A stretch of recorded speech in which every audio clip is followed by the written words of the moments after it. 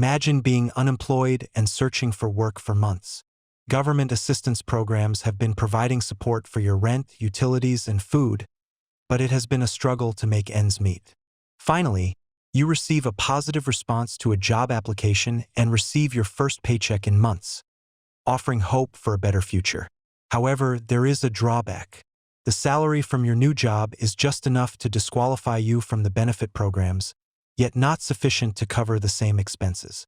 On top of this, you now have to factor in transportation costs to get to work and childcare expenses while you are at the office. This results in a situation where you are left with less money than when you were unemployed, a demoralizing situation known as the welfare trap. Economists refer to the welfare trap as one of the numerous poverty traps that impact millions of individuals worldwide.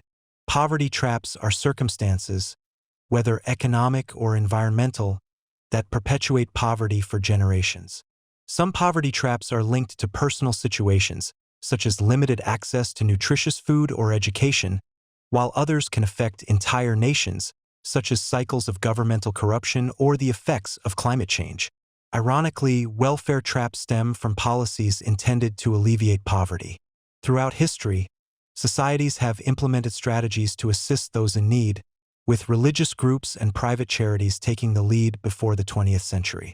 Today, these initiatives are known as welfare programs, typically comprising government-provided subsidies for housing, food, energy, and healthcare. These programs are often means-tested, meaning only individuals below a certain income threshold are eligible for support. While this approach aims to direct aid to those most in need, it also means individuals lose access as soon as their income surpasses the qualifying limit, regardless of their financial stability. This cycle is detrimental to both those in poverty and those outside of it. Conventional economic models assume individuals are rational decision-makers who weigh the costs and benefits of their choices to make the most advantageous decisions. If individuals in poverty realize that working will offer no net gain due to loss of benefits, they may be discouraged from seeking employment. While people have various motivations for working, including societal expectations and personal values, income remains a significant incentive. A decrease in new job seekers can slow down the economy, trapping people in poverty and potentially pushing those on the brink of poverty into further hardship.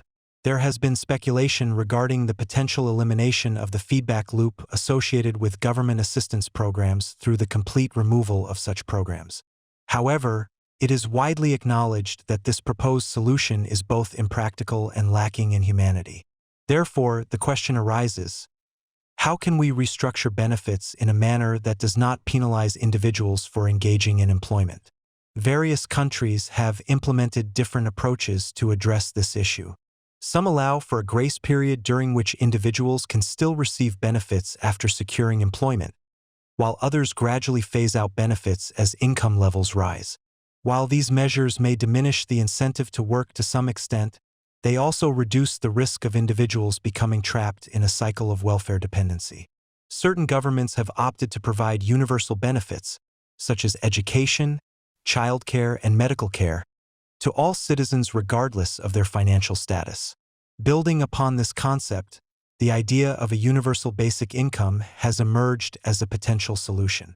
This policy would entail providing a fixed benefit to all members of society, irrespective of their wealth or employment status.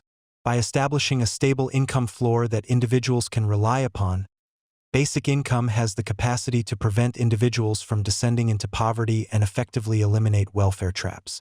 Advocates of this concept, dating back to the 18th century, argue that it has the potential to reshape societal dynamics.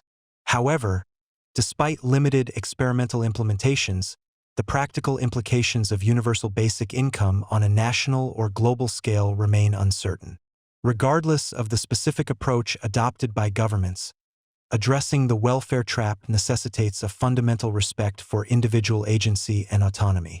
Only by empowering individuals to effect lasting change within their own lives and communities can we break the cycle of poverty and foster long-term positive transformation.